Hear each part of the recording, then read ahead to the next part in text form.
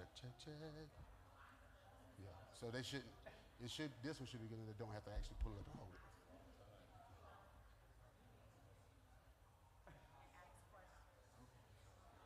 Is that a welcome? We got it. Oh,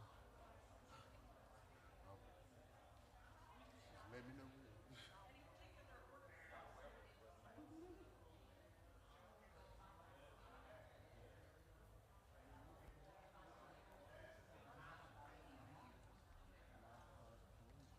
I think you might see them. I think they're here already, possibly.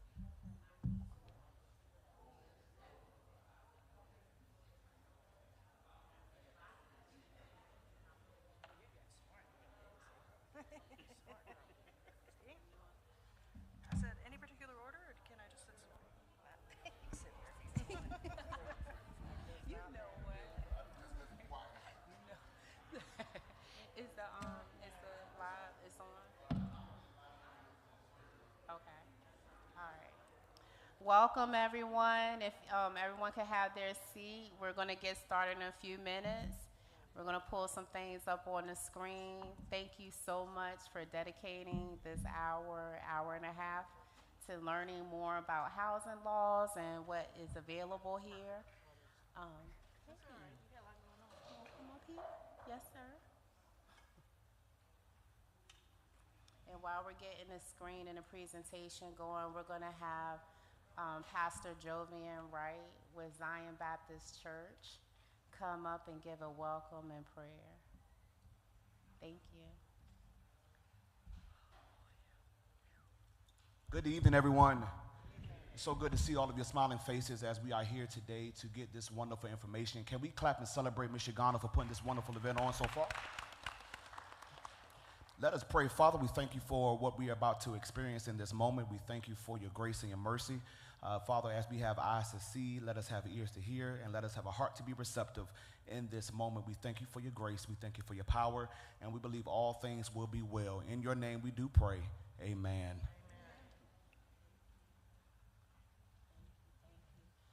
Great. So again, thank you everyone for coming. This is a brainchild of, we're going to have you sit up here. But this is a brainchild of myself. I'm Uganda Sample Jones. I'm the CEO of the East End Civic Association. I see our Director of Engagement and Empowerment here, Ms. Kiana Tynes, if you can stand up and wave. She does a lot of our direct services. Thank you. Working with our clients. I want to first thank you, Congressman Scott, for being here. It means a lot to have our legislators here with us, and also Councilman Ely, thank you for being here as well. So I'm going to turn things over to Mr. David Hudson. If y'all don't know Mr. David Hudson, he is an amazing man of God. He is a wonderful case manager. He actually came out of retirement to help us with our homeless population. So we are fortunate to have Mr. Hudson here as a church member, as a community member, but just someone who does the work authentically. So thank you so much. And Mr. Hudson. All right. How much I owe you? Good evening. Thanks everybody for coming. My name is David Hudson. I am not at work today, and this is a community event, and I work with the population. So this is our second town hall meeting, and the first one, we had some directors here from Human Services and other services at that time. And so I work with a lot of people up here in the community. I can thank the city manager for sending their representative also. We really do appreciate it, Ms. Ginger. Thank you for coming. And Mr. Scott, thank you also for coming, and any other city officials, definitely appreciate it. First, I'd like to thank we have some vendors here in the back, and this Hampton Newport News Community Service Board. We have the CARES team for the city of Newport News. We have the Cerro Peninsula team here, and I believe Legal Aid, is that correct? All right, thank you guys for showing up. Are we starting with? Okay, all right. So I'm going to introduce the panel first that we have. We have one person who is en route and got stuck on the tunnel, so apparently something has happened on the tunnel. We have Tracy Sell, who is the chief of homelessness at the Four Oaks Day Center. That's going to be one of the panel members. We have Elizabeth Parker, who is Link of Hampton Road Services, who do shelter services in the community. We have Tariq Powell, who is the city of Newport News, has an outreach team. So they are in the community that's looking for individuals that's homeless and trying to get to some help. I'm not going to tell the whole thing. He's going to give you some information. And we have Ms. Karen Griffin. She is on the way. She is from the GBPHC, and she is the one who, their committee provides a lot of funding through HUD to the services that we work with in the community. Also, I'm just meeting her, so I'm sorry, so you might want to do that. And also, once she starts, I don't know if you want to do this first, but we have a young man who, that I asked, could he come and just give a little information on himself. Are you okay with that? Spurs, y'all okay with that? So we have Ms. Janae Craddock. She's with the Virginia Poverty Law Center. She's going to do a short presentation. She actually called and was like, there's a lot of laws that are going into effect July 1st. How can we get this information to the community? Being that we already had a town hall, we thought it would be a great opportunity to get that information out to you guys, but also our virtual audience as well. We're live streaming on YouTube and Facebook, all those social media links. But we thought it would be really good to have a testimony of someone who has used the homeless services in Newport News. So, yes, sir, do you want to introduce our testimony? Well, Mr. Marcus Langford is going to share some of his journey, and I'm going to let him share his own journey. I can't do it for him, so Mr. Marcus, can you please come up, please? Thanks, sir.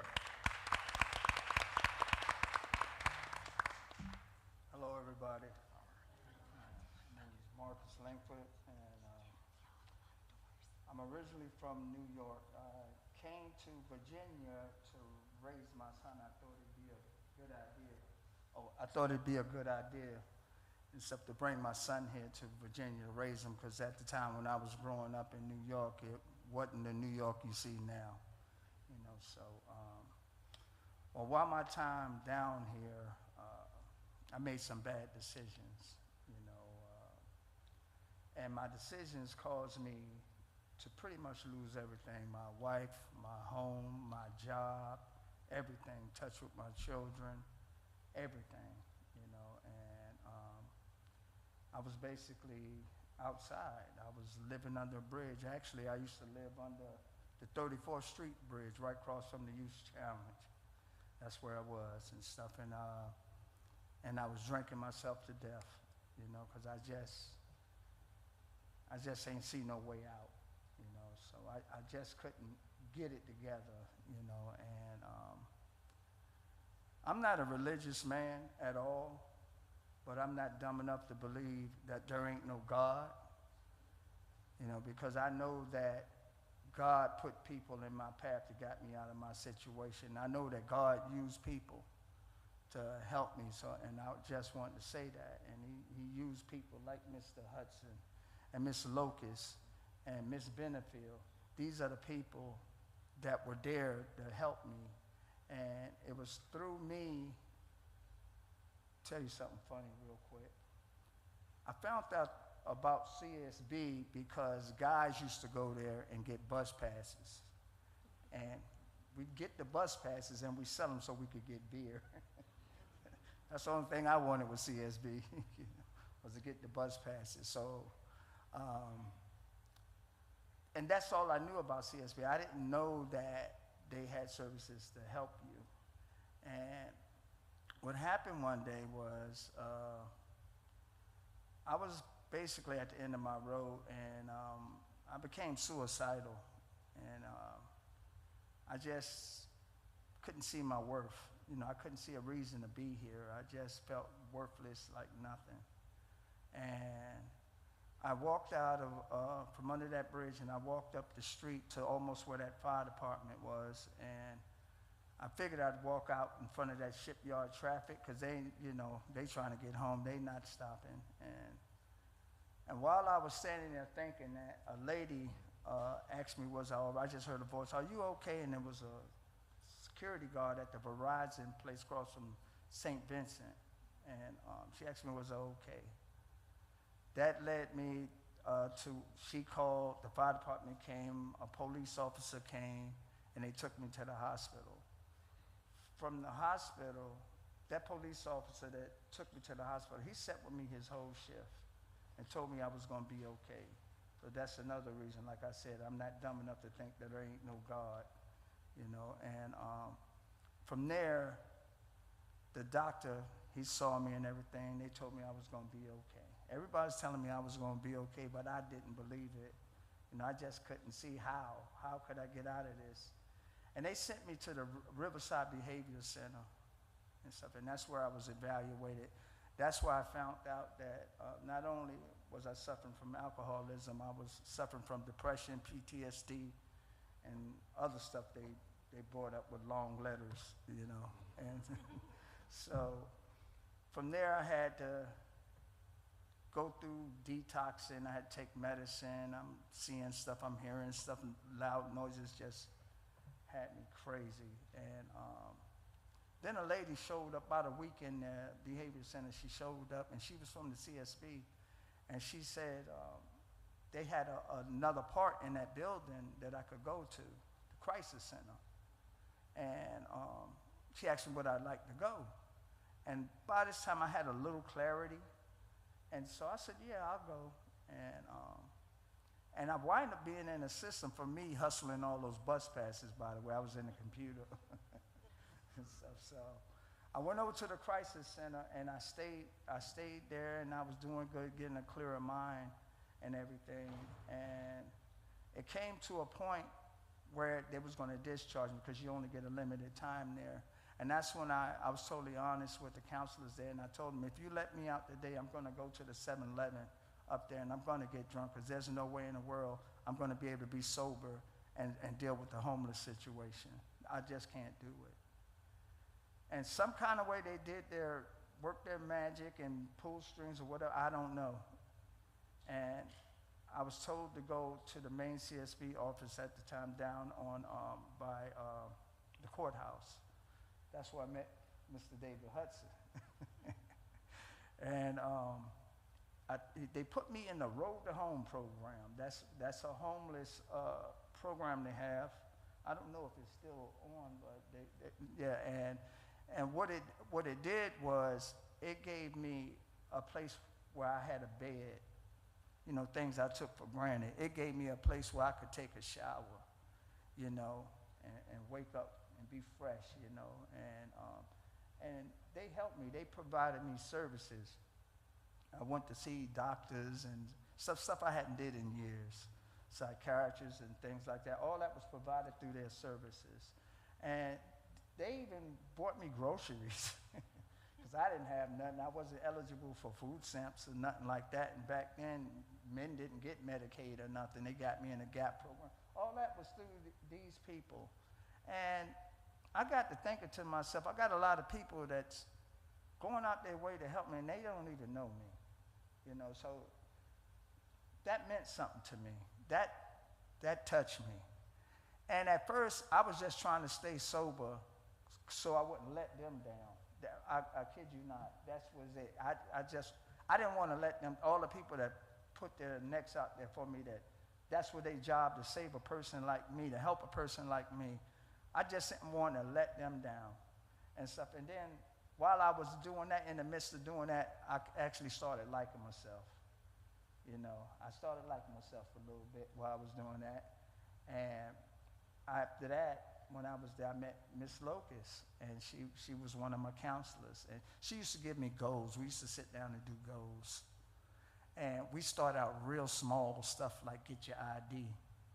I mean small stuff, get a job, get this, and I was accomplishing them. And more things I accomplished, I started feeling better about myself. I started feeling like I was worth something, you know. And my journey just kept improving. I just kept putting one foot in front of the other, and all with the support of people like David and Locust and Miss Benefield, who's not here today, and so all with the support of them. And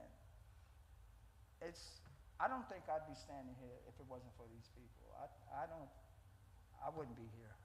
Definitely, I wouldn't be breathing air if it wasn't for these people. So what they're doing is very, very important. They're very important to me, and I love them because they saved my life. And these people are very, very important, you know. And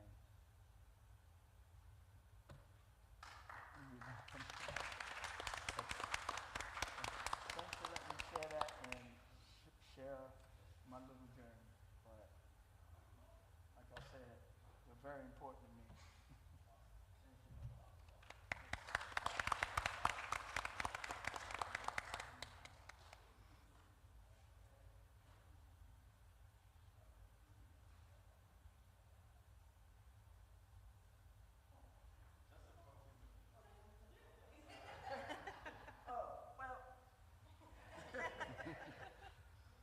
During my journey and stuff, like I said, due to the support and help of Mr. Hudson and Locust and Benefield and various other people, I was able to become employable and save a little money.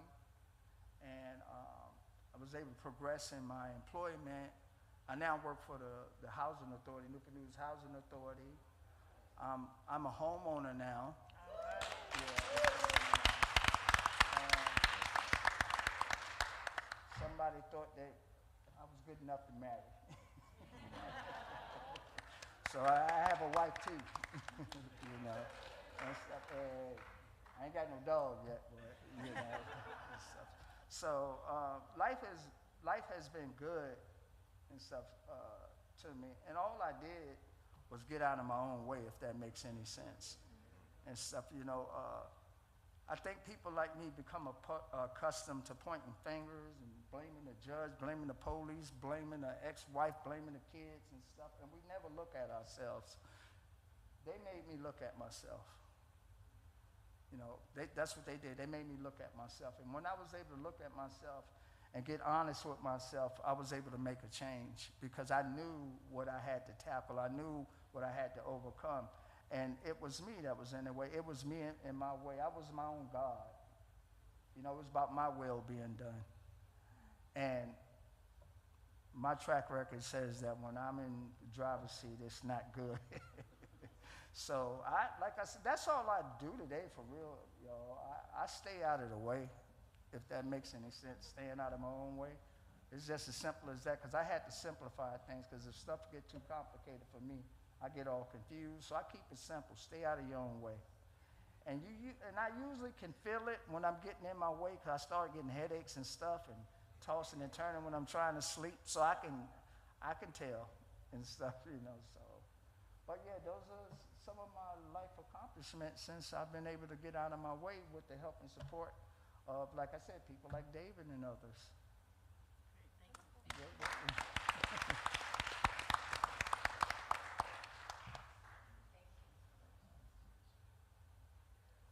All right, so that is so remarkable, and thank you so much, Mr. Langford, for sharing your testimony. All right, so now we're going to get into the meat of all the information. Yes, ma'am, are you ready? Awesome, so you can come up here, and Ms. Hall, if we can start Ms. Craddock's presentation, please.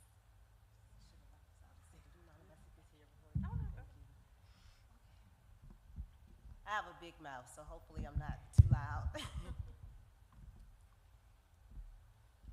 All right. Good evening, everyone. Is the PowerPoint up? My name is Janae Craddock. I'm an attorney with the Virginia Poverty Law Center. We are a statewide organization that's based in Richmond. We are like the advocacy arm of the legal aid offices. I see we do have legal aid here today. And so what I do is primarily I focus on housing, specifically housing legislative advocacy, which means I'm kind of like a lobbyist, not paid, I don't have any money to give anyone, but we are one of the only organizations in the Commonwealth who advocate for tenants, renters, and try to make that landlord-tenant relationship a little bit more balanced, right? And a little bit more fair. And so what I want to take some time to do today, and there are a lot of laws passed this year, so I may have to, Yvonne, if it's okay, if I may have to skip through some just to get to the meat of it all. Tell me how much time I have, because I'm a talker. Ooh, that's a challenge. All right. So, but I want to take some time to at least maybe just hit the highlights for you all, so you can see what new legislation is coming July 1 of this year. Okay, so if you can advance the PowerPoint, please. Thank you. Keep going. Okay, so this is a big one, and it's a biggie that we've been working on this for years. The patron and the champion for this one is actually Delegate Marcia Price, and we've worked for years with her on this, and finally, she was very persistent, to say the least, but finally we were able to get the 14-day pay or quit passed. And what that means, instead of having that 5-day time period now, once you're late on your rent, it's 14 days before the landlord can file any type of action in court.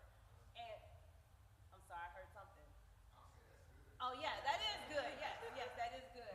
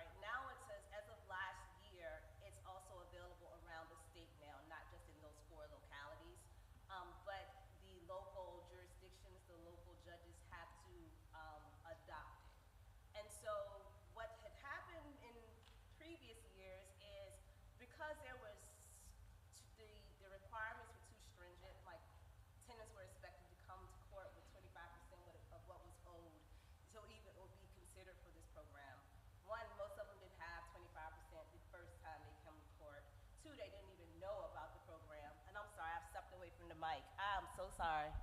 Can I pick it up? Thank you. Okay, I'm a walker. Is that better? I am sorry, you all. You should have yelled at me. This changes some of those requirements. So now it's a 10% requirement as opposed to a 25% requirement. And there are some other things. It just makes it more simple for people to take advantage of this program. There's no money tied to this program, but nevertheless, it's something that we think will help individuals who may have had that one bad month, right? And it allows them to enter into a payment plan to avoid actually being evicted. That's the simple version of that, but I know I need to move on. If we want to go to the next slide, please. Oh, this is a biggie. Okay, this has the potential, I think, to change the interactions and the way things happen in court. So I don't know how many of you all have ever had an opportunity to just sit through like an eviction court docket in General District Court. Anyone? Okay. You know things move rapidly in there. And a lot of times people will say, well, yes, I haven't paid the rent, but judge, I have black mold, I have rodents, I have no electricity, and they allege all these conditions. And the judge says, I'm sorry to hear that, but unfortunately there's nothing I can do about that. You owe this landlord whatever the amount is. And they get evicted, even though the landlord has failed to hold up to their end of the bargain by providing habitable housing. So the warranty of habitability, and you think about contracts, like I'm gonna pay you $500 and you're gonna provide this service. But if you don't provide the service that lives up to $500, do you get that amount of money? This one says, like, hey, if I've given my landlord notice of conditions issues, and not like superficial things like I don't like the paint color, you know, the one wall is white, one wall is green. These are serious things like electricity, rodents, leaky roof, plumbing issues, mold.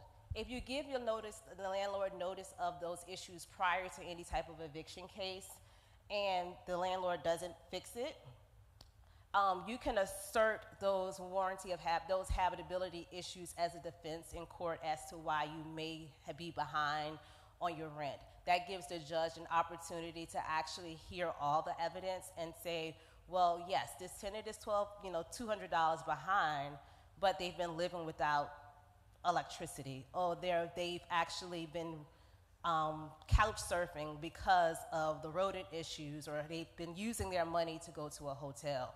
And so this would give tenants their opportunity in court to actually be heard and actually let the judges hold those, and we hate this word, but I'm gonna say it, slumlords, to the legal standard of providing habitable dwelling units for the tenants in this Commonwealth. Next, please.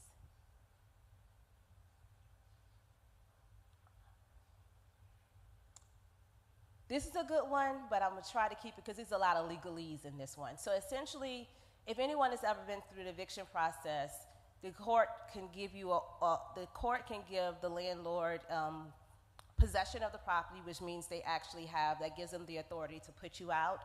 But then there's also trying to figure out how much you owe. So there's possession and then there's damages, right? And sometimes if a tenant admits to owing money, say on the first day they come to court and they say, yes, I owe the landlord $300. I don't believe I owe him $600, but I do owe him something. The law allows the judge to enter an order of possession on that date, meaning that you can be put out because you owe the landlord some amount of money, no matter how small or large that amount is. But then they may continue it to another date so you can argue about what that amount is or what those damages are. That presents an issue because a lot of times tenants don't even know what's happened. The judges say, order of possession entered, set another date, go in the hallway, talk to your landlord. And so a lot of tenants leave out thinking that they've gotten another day, that they're supposed to just be working it out with the landlord until they get the eviction notice on their door 3 weeks from then. And they're like, wait a second, I have a different court date. What is happening? Why am I thought I had to come back to court. Also, you're allowing tenants to become face the risk of being unhoused when there is possibly an actual dispute. As to, because they may say, yes, I owe this $300, but they may say, but I don't, there's a reason why, or there's some type of issue as to why I shouldn't owe this. But if they say it, they can be evicted. So what this says is if the tenant is actually present in court, they're challenging the amount that's owed, and it no longer will allow the judge to bifurcate. And by bifurcate, that means handle the possession one day and then the rent and money damage is a separate day. That means that everything would have to be set out for a trial. Now, if a tenant doesn't show up to court and there's a default judgment entered, then the court could still allow the landlord to bifurcate or separate it into two different dates. Like, again, this is a legalese type thing, but I wanted to make sure I said it, and I'll be here to answer questions at the end. I'm gonna do how I'm doing on time. Okay. Next, please. Oh, this is a big one too. I said that about everyone, right? So last year, we were able to get into the code, so anyone that lives in, who is sued by a public housing authority and they're indigent, if they're sued, they would be able to appeal without having to posting an appeal bond. So that means if they were, the judge in General District Court ruled in the landlord's favor, but you're saying, no, this piece of evidence didn't come in, this isn't right, I want to appeal my case. The way the law reads is, or read, should I say, is that if you had a judgment, a money judgment, in order to appeal to that circuit court, you would have to post the amount of the judgment. But if you could post the amount of the judgment, you would have paid it, right? So we were able to get that through successfully for people, individuals sued by public housing authorities last year. And this year, that's extended to all tenants in Virginia. So if you are, if you are deemed to be indigent, and the standard that they use to define indigency is the same standard they use to determine whether someone is available for court-appointed counsel in criminal cases. If someone is deemed to be indigent and they are sued and the landlord wins in that eviction case, then if they would like to appeal that case, they would have to prove their indigency, but they would be able to get to circuit court without posting that appeal bond, meaning not posting that amount. Yes, ma'am. Let's go. I'm getting no warning. We can skip that one. We can skip that one. We can skip that one. That one, you can skip that because that's going into effect actually in 2027. This is a big one too because we heard from our attorneys on the ground and from other tenants when we would host these town hall events across the Commonwealth about like all these excessive maintenance fees. People would just get called maintenance charges for after hours calls. They would get charged if the toilet was clogged and it was due to no fault of their own. And so, like I said before, the law explicitly states that landlords have an obligation to maintain their units. So that means to make sure the plumbing is working, make sure the water is working. It is not the tenant's responsibility to fix, corroding pipes, right? So what this makes clear is it reiterates what's already kind of in the code, and it says landlords can no longer charge fees just for responding to requests for maintenance. And they can only charge a tenant a fee for maintenance or repairs if it's something that was caused by the tenant or like their guest. So if my son decides to flush Legos down the toilet, which isn't too far-fetched, right? That's on me. But if the toilet clogs up because there's some sewage backup or whatever the case may be, the landlord should not be charging tenants for that type of request. Next, please. Okay, and so I'll just go through this briefly. I don't know if we have anyone that lives in manufactured home parks, but there was a lot of legislation around manufactured home parks this year that tries to improve the standing for individuals who live in those parks. Because if you don't know, a lot of them own the mobile home, which isn't really mobile, quite frankly, but they rent the dirt. And so even though they are homeowners in the sense that they own the property, they're still paying that rental lot space. And so this, as well as I think the next 3 slides, goes through some of the improvements for mobile home parks, but I think I'm out of time. So I will be here afterwards to answer any questions, but that's it, right? Okay. Sorry, I had to breeze through everything.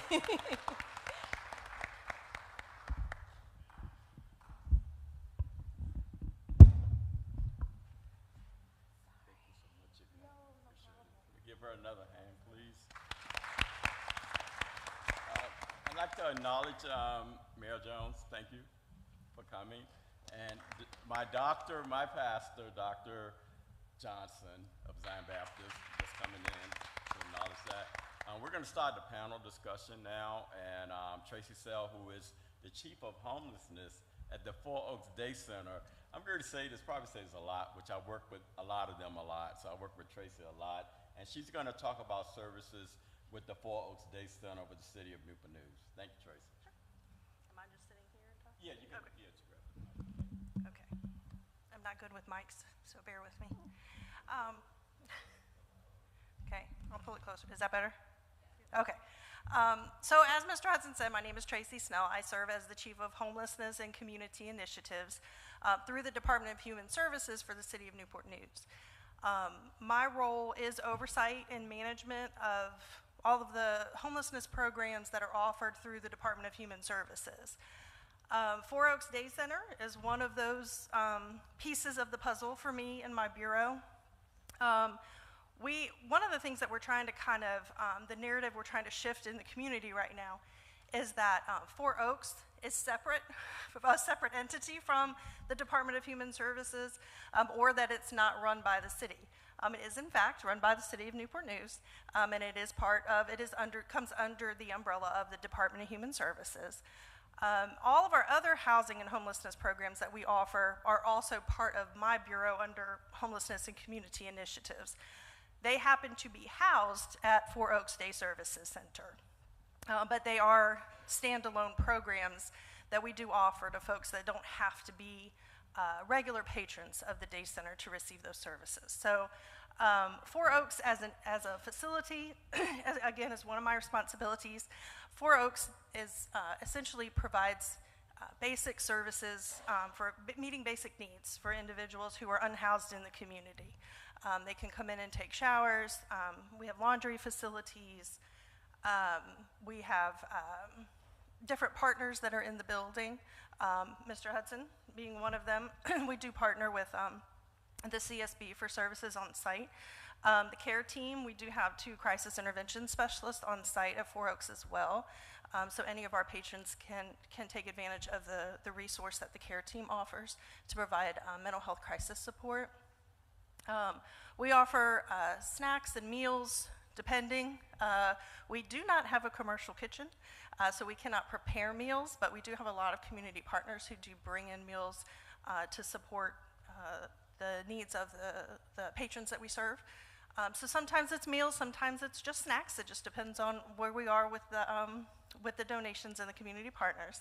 But we try to meet all of those basic needs that people have, just providing a safe space for people to come in from outside, whether it be to cool off in the summer. We oftentimes serve as a cooling center for those who are unhoused during the very hot times of the summer, or just to come in and be warm in the wintertime. Sometimes it's just they just need a break and to feel a little bit of a safe space with the people who care about what is happening to them.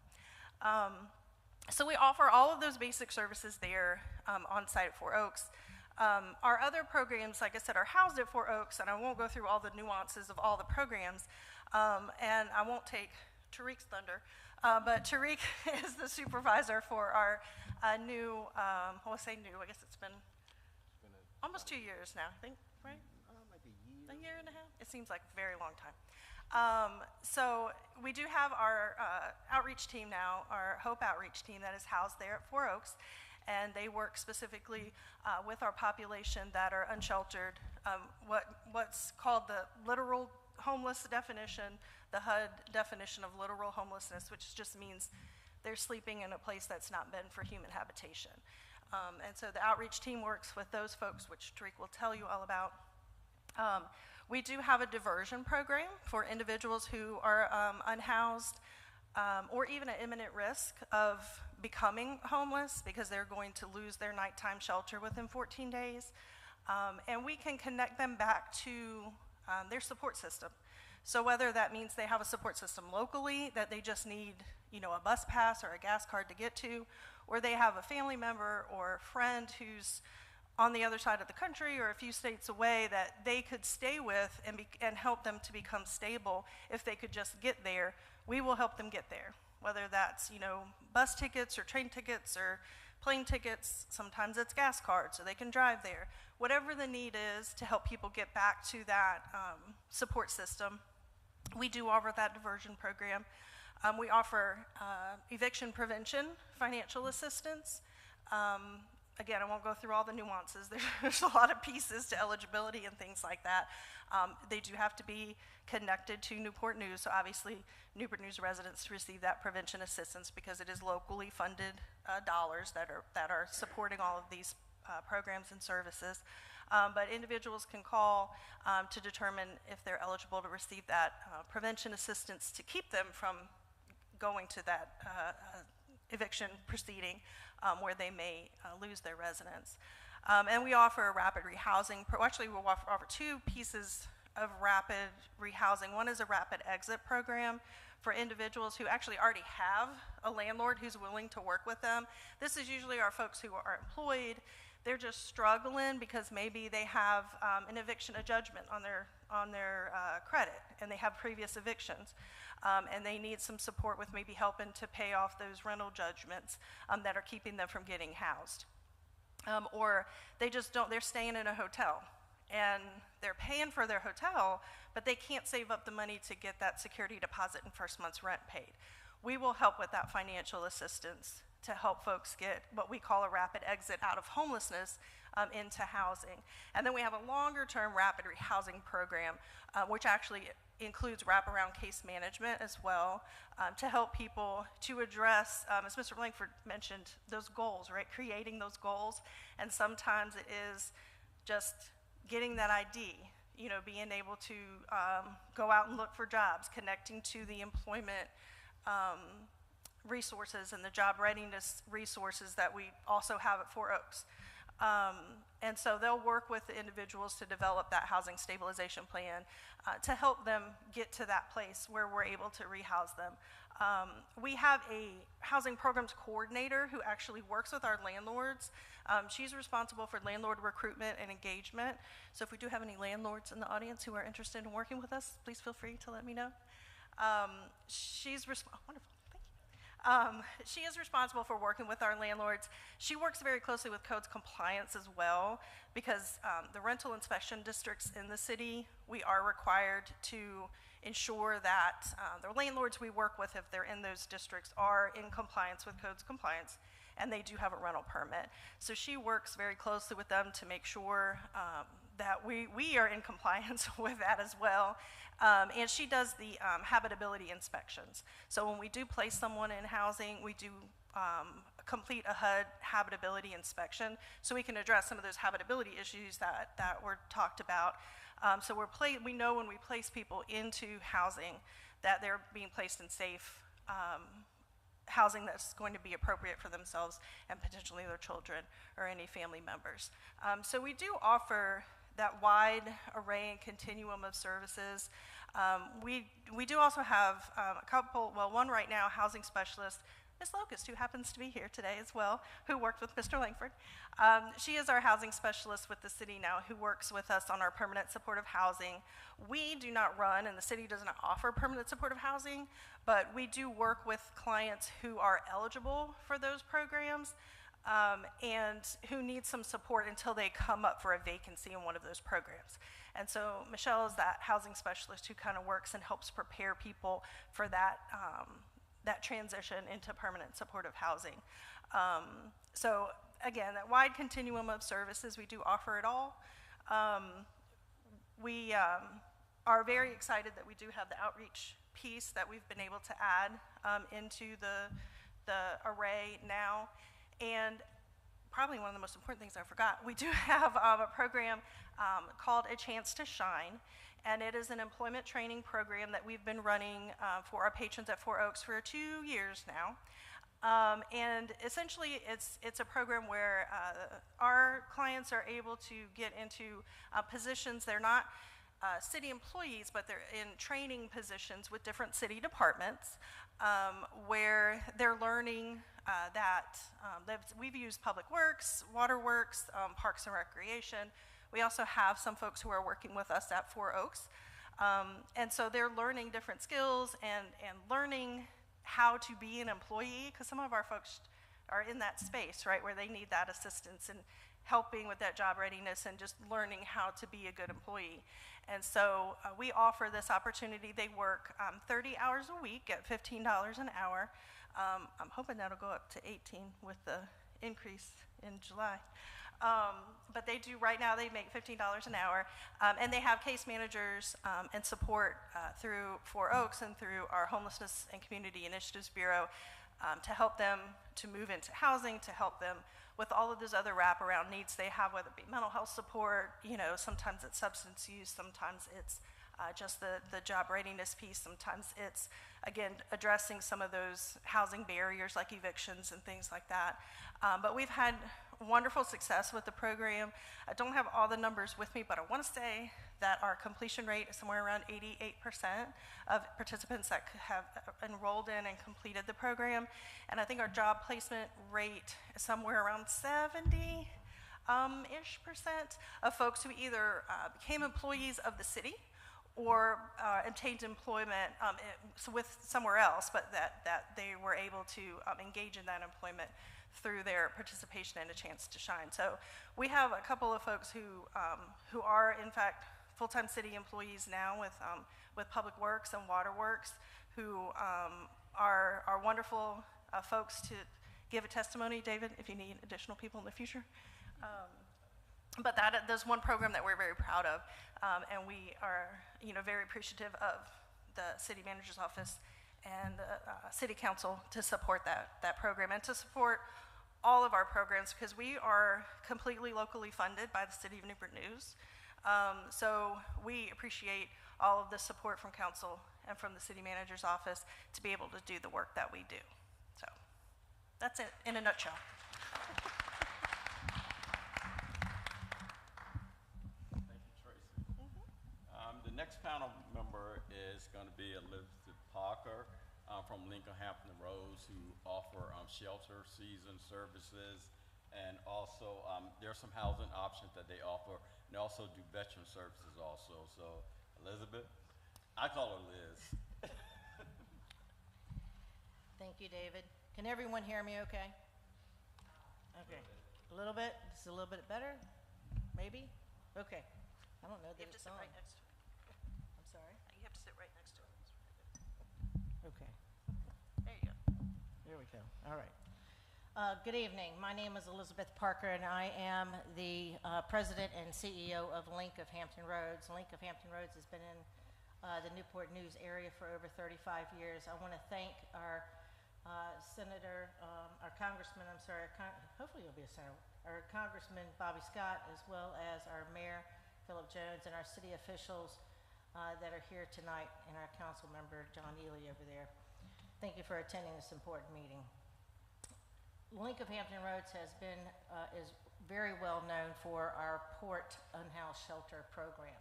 That program starts and initiates in the month of November and runs for 140 days until the last Wednesday in March. We have, this past year, we hosted over 830 unhoused guests. They were not duplicated guests, those are unhoused individuals. We served almost roughly about 30,000 meals in this program as well. That is a 20% increase from what we have seen in the last 2 years. In the first year of increase, we saw a 12%, and then this past year, we saw an 8%. The biggest concern that we have with this program is that we're seeing more seniors that are becoming evicted or either becoming unhoused and are actually being placed in the homeless sector, in the homeless population. Those individuals range from ages of 55 upwards to where we had an individual that was of the age of 88 years of age that was unhoused. And that's because the family no longer wished to support them. Now, I will say this, out of the 830 individuals that we did accommodate during that period, those individuals are roughly about 72 to 73% have a mental illness issue, have a concern of some type of mental illness. The second largest group that we saw of evictions was the 31 to 45-year-olds. That number went up 36%, and from that, we saw that many of that was because of job loss. They were not able to provide the monies to be able to pay for rent. They were not able to take care of their families, have it be if they were kicked out, have it whatever the case may be. They may have lived in their cars or under a bridge. The fact is that they were unhoused, and that number was growing. I want to start off on that because that is very near and dear to my heart, because we are seeing more and more homelessness in our city and in our community on the peninsula. And sooner or later, we're going to need to make some really tough decisions about what we plan to do and how can we help those individuals. I will say this, the City of Newport News offers an incredible amount of resources, and they do provide a great deal to help those individuals.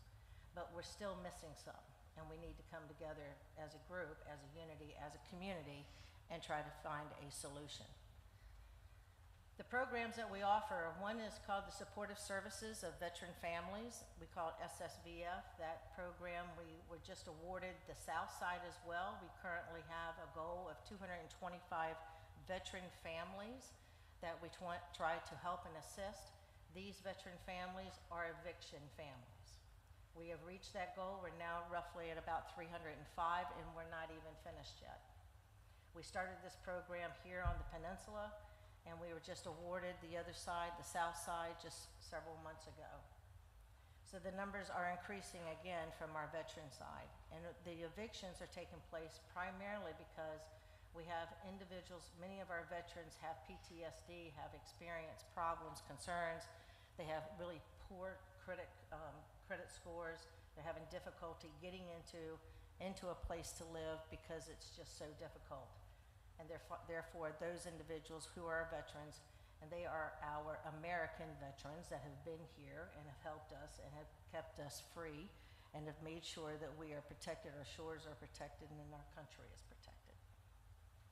Another program we have is our CAN Link program, and this is those individuals who have been unhoused, were homeless at one time, but they also too have a disability. We currently are operating and accommodating 66 families in this capacity, and we were just awarded about several years ago, the Housing Trust Fund, which was another 10 homes that we've been able to accommodate those individuals as well. So Link of Hampton Roads not only offers case management to over those 300 veteran families that have gone through evictions, but we're also offering case management and services to those 76 families that are currently in our program. Another VA program we have is called Bridge Housing. And this VA Bridge Housing is a program that comes directly from the VA hospital. And I'm going to tell you this real quick story. We had an individual who was 85 years of age, was put on a bus by his daughter from Carolina to come here to Virginia to come to the Hampton VA hospital. That individual was taken care of and was discharged from the VA hospital. Called his daughter, said, "Hey, can you come pick me up?"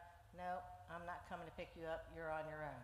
This is an 85-year-old Korean veteran. He came into our port program. We were able to accommodate him, and with the partnership that we have with the City of Newport News, we were able to find him housing, and we were able to be successful with this individual. But the problem is, we still have individuals that are homeless. Another program that we offer as well is our community services program in our pantry. So we also have an emergency service program that allows individuals by appointment to come to our location on Warwick Boulevard so that they're able to gather, have it be if it's clothing of any type, and these are free clothes. These clothes are not for charge. We don't charge anyone, and we certainly take lots and lots of, people drop off all kinds of things for us to help us with those individuals.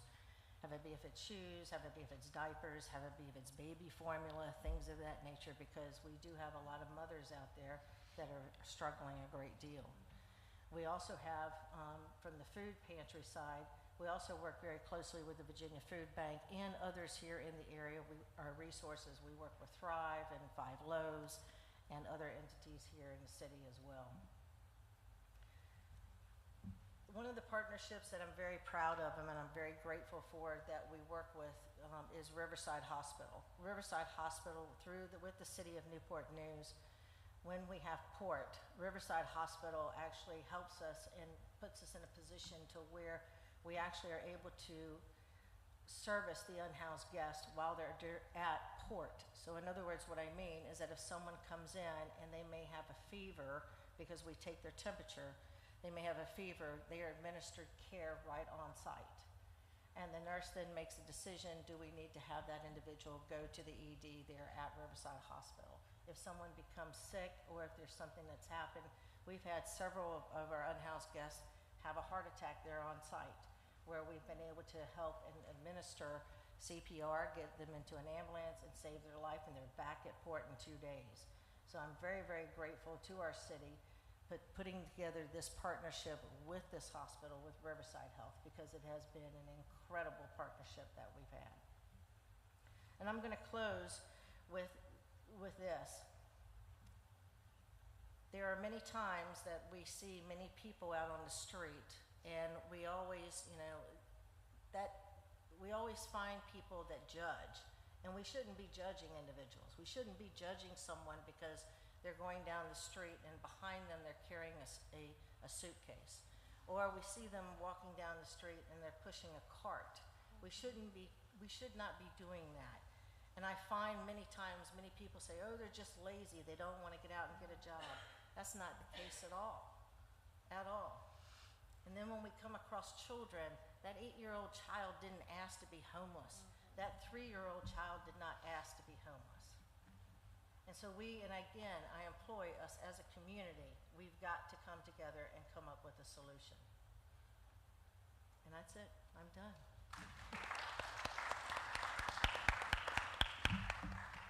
Thank you.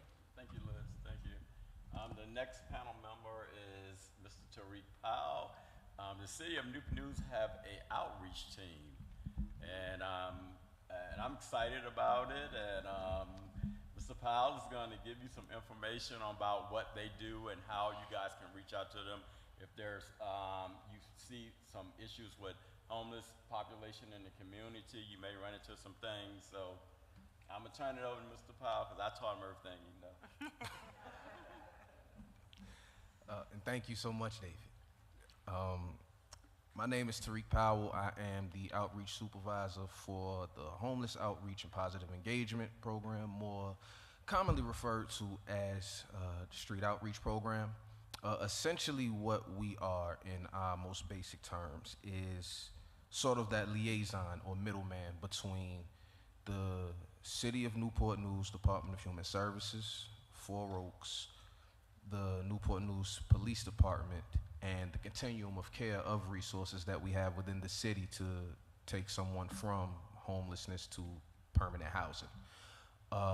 We are essentially a ground roots team in the sense that we're the ones actually in the streets, in the woods, finding people, the ones that don't want to be found, the ones that may not even have direct contact with our services because of the overall scope of the city, because 4 Oaks is at 7401 Warwick Boulevard, but somebody all the way down by Fort Eustis who doesn't have a vehicle, they would essentially have no way of knowing who we are, what we do, what services we offer, or that we can genuinely help them.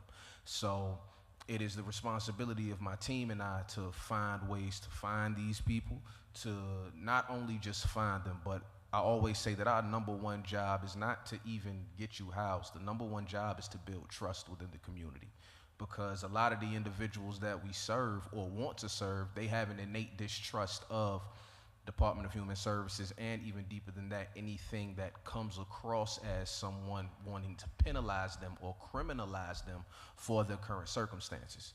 And we strive to create an environment within the city where people know when they see these red shirts, or they see the blue shirts, because we have blue ones too, and we got gray sweaters, they're so nice. When they see those, they know that we are there to only do one thing, and that is to put you in the position to be the best version of yourself. Getting you housed is merely just a positive byproduct of the work that we do to make sure that we have you on our team, and you know that we are here to work for you. Along with being out in the streets and in the woods, finding people, we also tend to be that first line of defense when it comes to police interaction, because oftentimes, as much as we love our law enforcement officers, they may not be particularly trained to deal with someone that's dealing with a more nuanced situation than just loitering right now. You get what I'm saying? So we strive to make sure that we come to these situations with a level of understanding and a level of care and a level of wanting to make sure that this doesn't turn into something else based on a simple lack of understanding. And with that, we also even offer rides back to Four Oaks so that you can get what you need in that moment. We don't want there to be any delay in services that could lead to your absence, because you may be here today, but then the next day you're 10 miles away and we don't have a way to contact you. So we try to build that first line of communication and keep it there regardless of the circumstances. Along with that, initial services we offer include long-term storage, because we have individuals who may be temporarily displaced, and now you have all of these things that you don't want to lug around. Or like I said, once again, since we're so street level, it may be people who have their tents and don't want to carry it around, or they've just been displaced from an encampment by Newport News Police Department. So they don't have anywhere to put these things, because oftentimes people tend to carry their lives with them when they're walking around the city. You know, it's not just like us, unfortunately, who carry our phone, wallet, keys, and everything else we leave somewhere. Like, they have their tent, every piece of article of clothing they own, all of the food to get them through the rest of the week. We had an older woman, was it Miss Brown, with a specialized diet, so she had to be very particular about the food she carried, you know?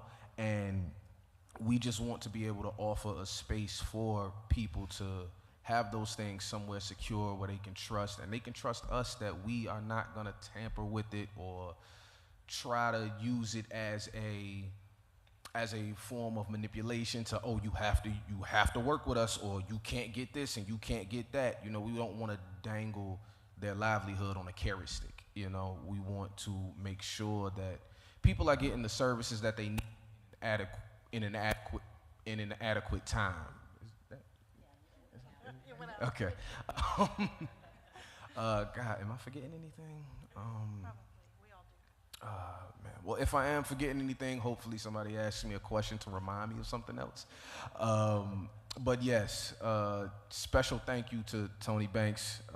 She is a part of the outreach team, and she's in here, and she is part of the engine that makes this thing go, and I'm so grateful to have her as a team member. And I want to say a special thank you to Ms. Snell, whose vision about a year and 2 months ago, because this began in May of 2025. So thanks to her fearless leadership and her willingness to, you know, go for something so ambitious has, you know, really given me and my team the opportunity to do some of the most fulfilling work of our lives. So thank you.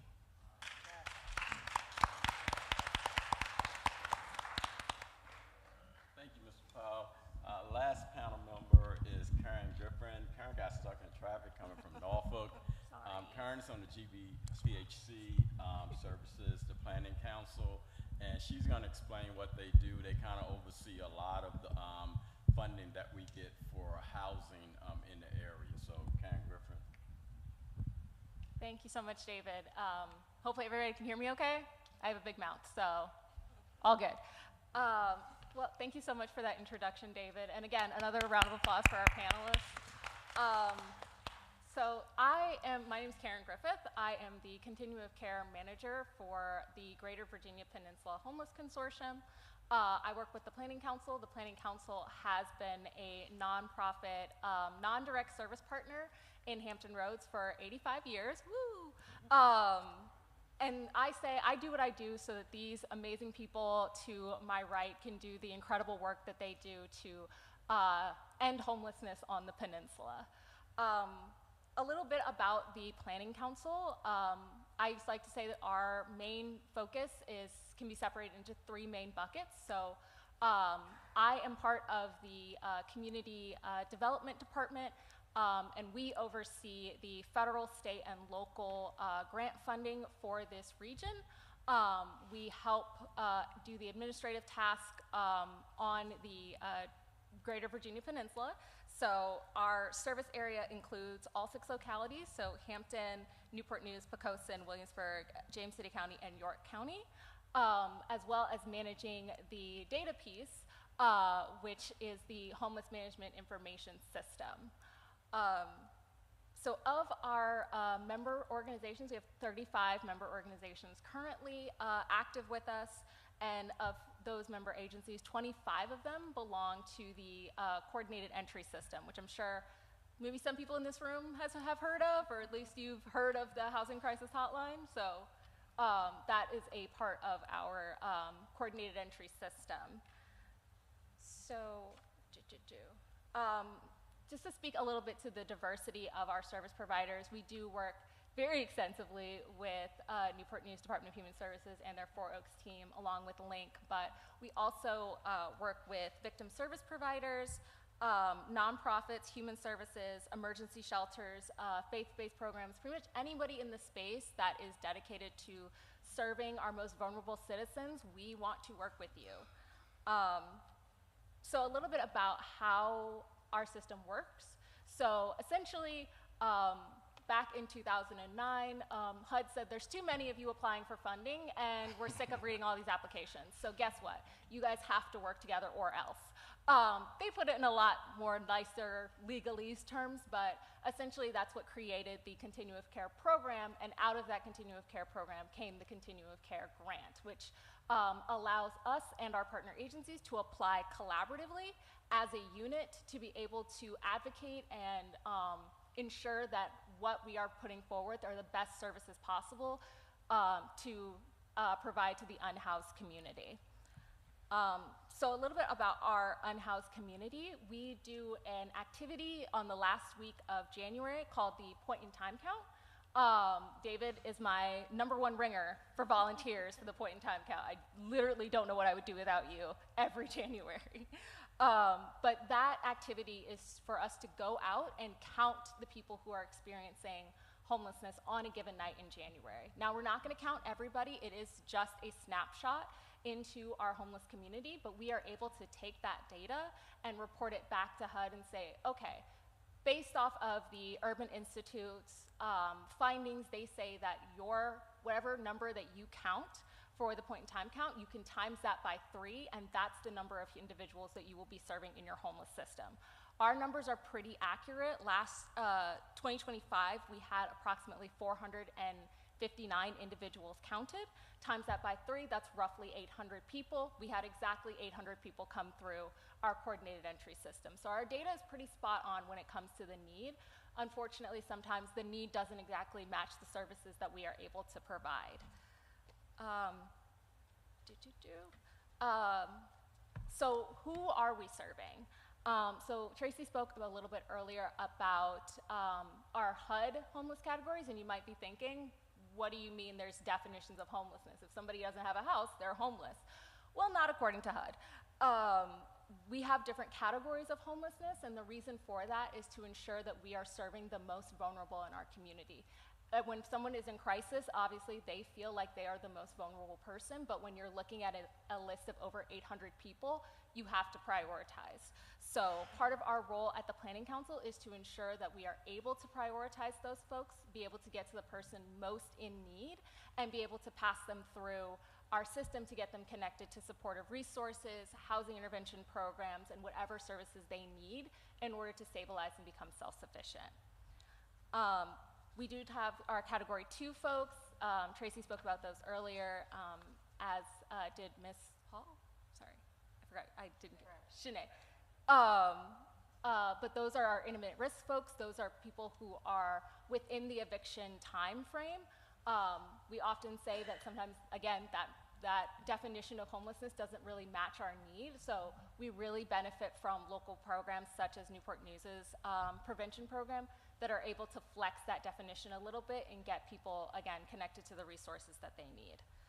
We have Category 3, which are our unaccompanied youth. That's anybody between the ages of 18 to 24 who is experiencing homelessness, whether they are exiting out of the foster care system or for whatever reason their permanent nighttime residence is no longer sufficient. We are able to support those with a few of our resources, and we are able to utilize our state housing trust fund program up in the Upper Peninsula because, again, when data is accurate, we're able to make those data-driven decisions, and so we saw an uptick in the amount of individuals experiencing homelessness within that age bracket, and we're able to apply for funding to support that community.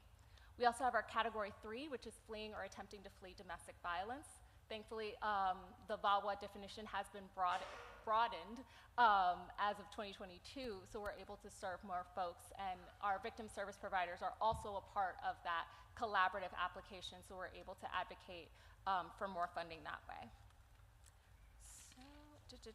So I spoke a little bit about coordinated entry, and to give a very, very broad definition, coordinated entry was, again, a reaction to HUD seeing that there's too many people and not enough resources. So they said, okay, you have to figure out a way to streamline this so that instead of the client having to run around and call as many places as they possibly can to mitigate their crisis, it's one system that everybody has access to and everybody can pull data from that will alleviate that burden for the person who is experiencing homelessness. So in our system, we have agencies that provide access, assessment, which is a brief questionnaire that we ask our individuals, again, to identify those strengths and barriers. And then we finally prioritize and then refer them to housing intervention programs if appropriate. So the benefits of being a member of our continuum of care is that we dedicate a lot of time to strategic planning and service delivery, making sure that, again, our data is the most accurate, that we can advocate for more funding.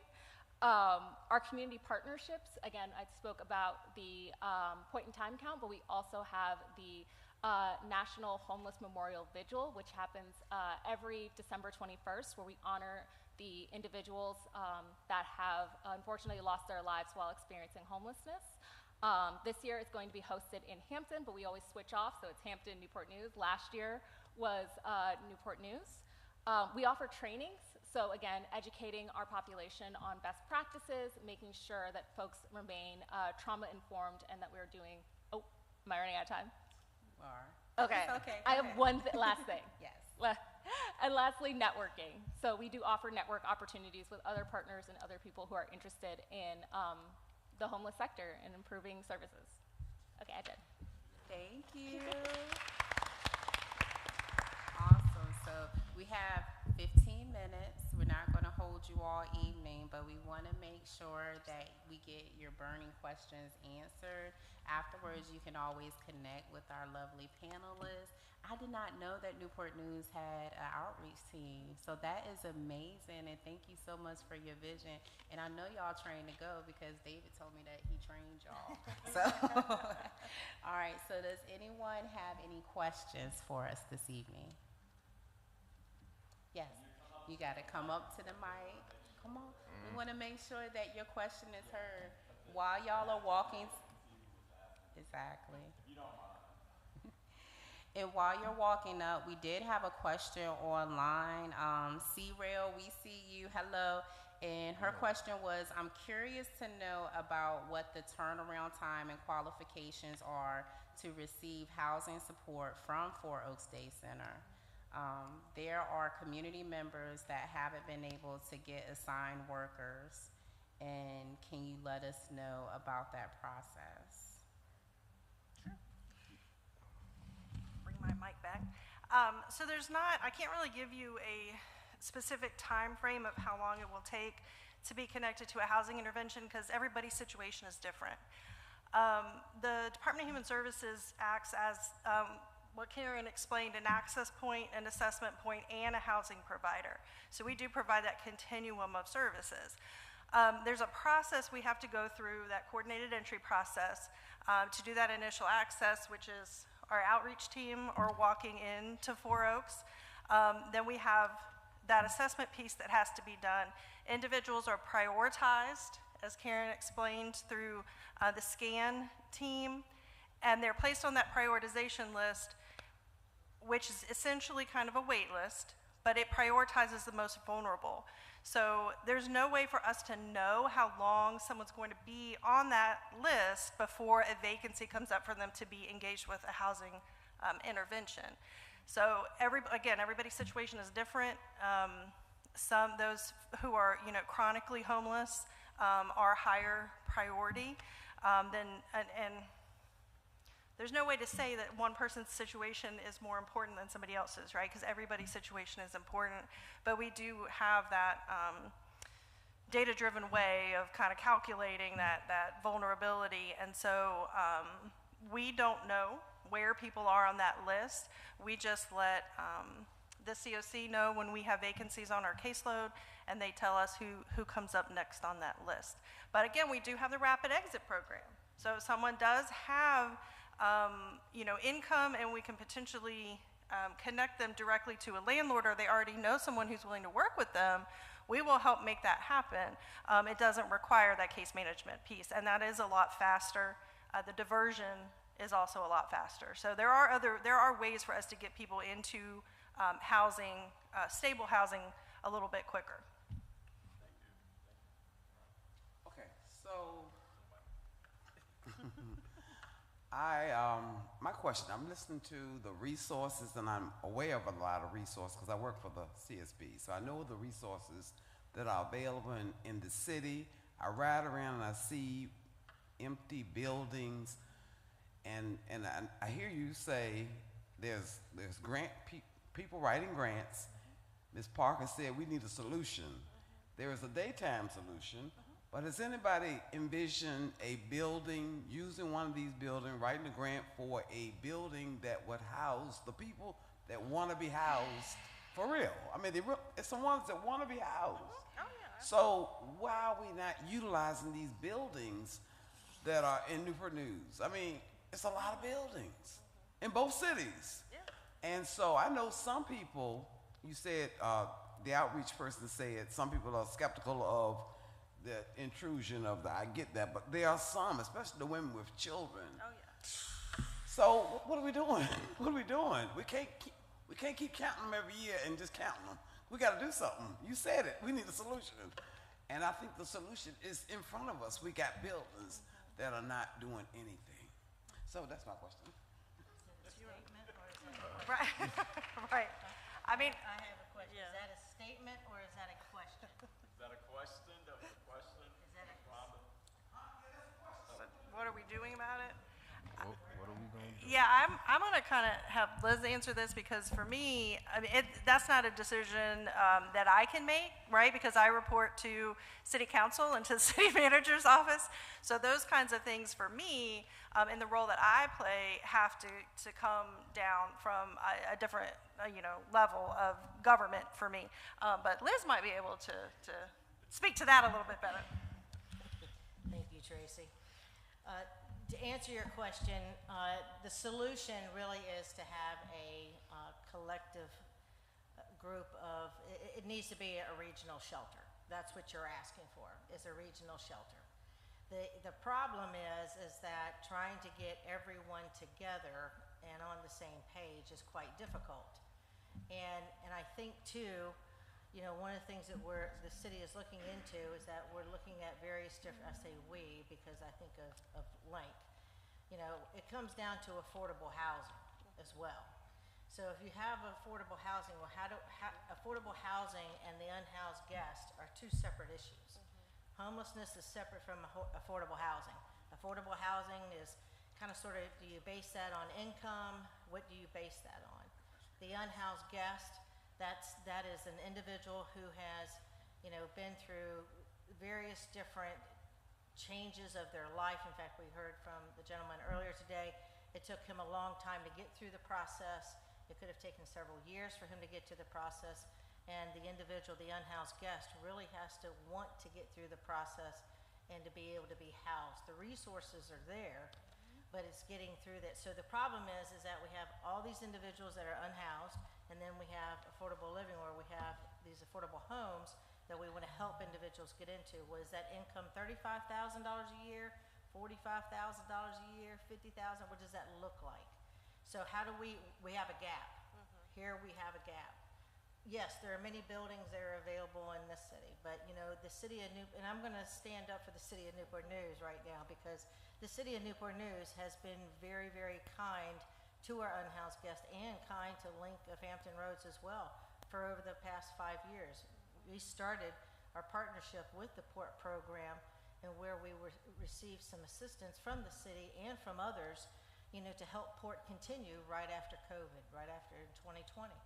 So as we move forward, this becomes a little bit larger than it's not the responsibility of just the city of Newport News or just the city of Hampton or York County or Williamsburg.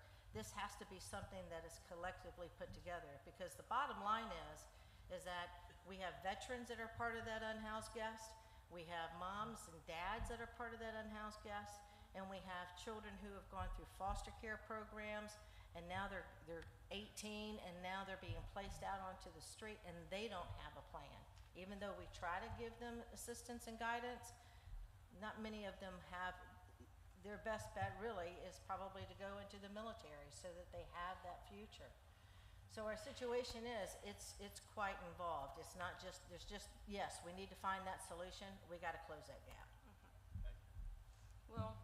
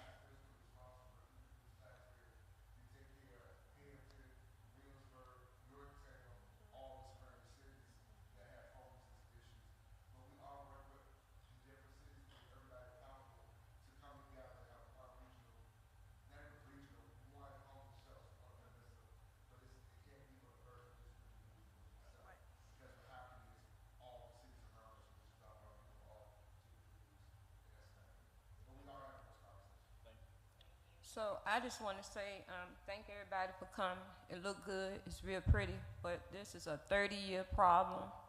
It's not nothing new. We have 300 and some odd churches from Lee Hall.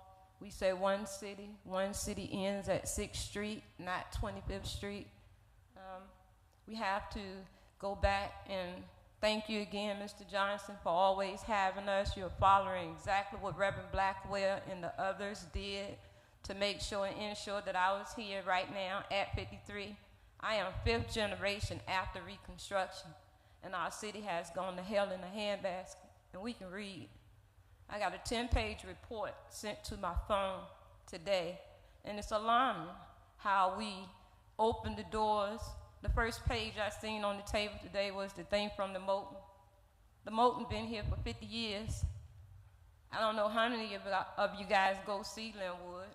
He's a phone call away, and his paperwork is on the table. They talk about our congressman. You can give him a report card. His report card is legit. We say family first. You can reach Gigi and her children anytime. It goes back to rebuilding the family and no blame game. We wrapped around with an interstate. Our sewage is bad, our water bad. Housing authority became the lords of the land. In 100 years, we went from farming to no industrialization. We don't even know our name. Family don't get along. You know how to fix it. You sit down at the table and you communicate. That's how we got Gethsemane. Gethsemane is a split from Zion. Come on, y'all. Every time the church split, the family split. The church split, the family split. You can't write that book and not go talk to the elders. I had the opportunity to go to Lee Hall, spend 3 days walking around. It's a shame how many light-skinned people on the top end of the city is homeless. They out there sleeping in them woods and stuff with them children. It's a shame. It's a shame. They gave a mutual location. You can go to that Four Oaks plate. You can pop a tent. You can bring your organization. It's a shame. It's a shame when we just sit here and act like we have no morals, no principle, and we just take each other out in the name of Jesus, God, Allah, AME, Zion, Seventh-day Adventist, Catholic, whatever they're going to come up with next. What are we doing? The Newsom House been there forever. All our archives is in there. Who is protecting the archives? Who is protecting the children? And who is speaking for our elders? What are we doing? We built a dog shelter. Come on now. We built a dog shelter right next door to Mother Lamar. Come on now. What we doing? You can't sick the police on everybody. You can't lock all our children up. You can't do the pipeline to prison. You already knew. If you stop them by second grade, you can build a bed. Come on now.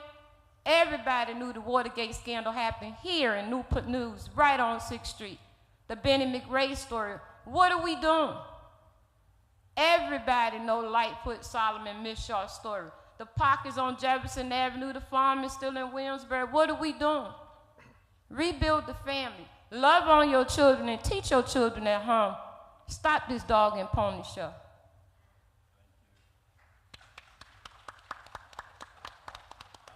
We are at the end of,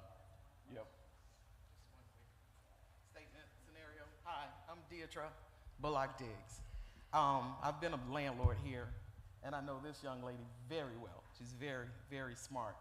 And she does have a lot of solutions. I've been working with her probably 30 years, right? Yeah, or more. Or more. Yeah, I had rooming houses, boarding houses, anything you want to call in Newport News to house people. I was Miss Dee Dee. I am Miss Dee Dee. I still be at my houses working or whatever because I flip houses now. I'm a contractor. I'm a general contractor. I could fix these places, and I could put people in these places that she is talking about, fixing the building, making them, and like you said, the dog houses and the dog shelters that they're making now and having, oh my God. I want to be a dog sometime. They are so nice. And you'll see them pop up like the one at Jefferson and Bryfield. Oh my God. Come on now. Beautiful. And they're popping up everywhere. There's a new one on Aberdeen. Beautiful. Take your dog there. They can sleep there. They can stay over the weekend. It's a hotel. It's pretty. It's got a beautiful back. I like to go play in the back. Just go to McDonald's on Aberdeen, right there in the middle of Aberdeen Road. You would look over there. I was like, now who's staying there? And I work on houses. I flip them. I gut them out and put them back together. This nice. Dog houses and shelters around here are beautiful. I'm trying to figure out why the laws are so, you can get a dog house that look like a hotel, but you can't get a house to fix up for a person that look like a hotel so they cannot be homeless up here in Newport News, in Hampton, in Richmond, Suffolk, whatever.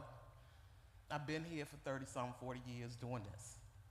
We can get the houses. If I can get the houses a little bit easier, like I got a loan on Friday from a man I have not seen in person for $171,000 just to renovate a house in Newport News. But I already know code's gonna be on my back in a second. And I can pull permits, and I got pull permits, and I do whatever. They're gonna be on my back in a second. I'm trying to better the neighborhood. Why y'all on my back like that? Why? I'm making the houses around here look better.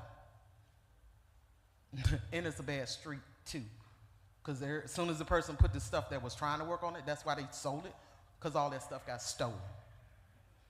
I'm trying to get it better. I double dare them. They know me down in Newport News. Don't you come over here and sell my stuff for $10 to buy you some crack. That's what they know me. They know me. Walking down the street, coming in church one day, somebody said, hey, that's Miss Dee Dee. She's a great landlord.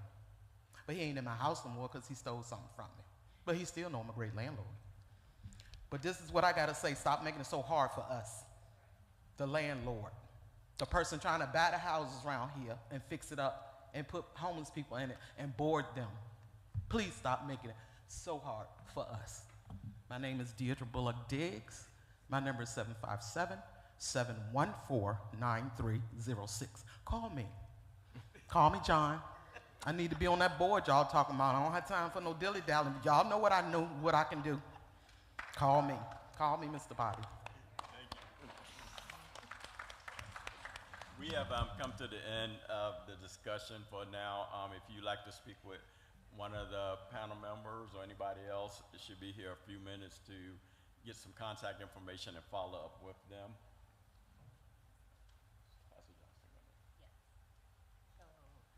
We come to the end. We're getting ready to close out, like Brother David said. So we'll be here till about 8 o'clock. Then we're going to turn the lights off on y'all. Okay? But we do have some information. And Nayoka, I don't want to put you on the spot, but Miss Nayoka is our our zoning administrator, and she has a lot of great information. So Miss Dee Dee, I want you to get with Miss Nayoka to see what we can do to make it easier for landlords. Because Miss Dee Dee is embedded in our church. She's from this community, and we love her dearly. I sing on the choir next to her. All right, so we have some information. Ms. Angela Harris, she did point out this page here. This is the Moton's 50 years of impact. The Moton Community House is a community building that is near and dear to all of our hearts. If you grew up downtown, I went to go see Sesame Street here when I was a child. But we are getting the building up and going, so please get this information, donate, engage, share the information. And then Mr. J. Mr. J, how are you? I have your flyers. Do you want to come up here and talk about it? You got 1 minute, half a minute. Can you get up here? I do know the Brooks Crossing building is now the Newport News Opportunity Center, and there's some great things going on out of there. Mr. Jay Grant is our new director of housing. So 1 minute. 1 minute. Yeah. All right, I'll keep it short, Uganda.